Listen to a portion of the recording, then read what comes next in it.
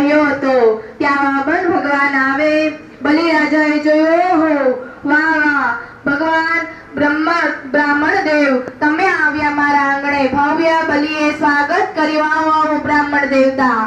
બલિએ બ્રાહ્મણ ભગવાનને આસન લગાવી બેસાડ્યા અને બ્રહ્મ ભોજન કરાવ્યું.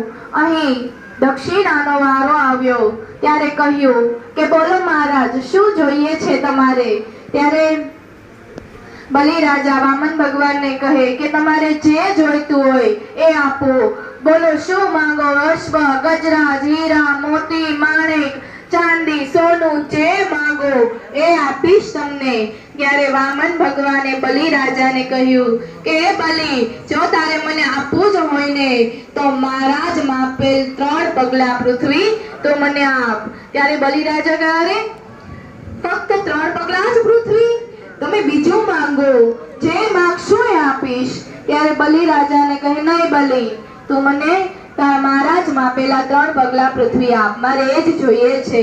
ત્યારે બલિરાજા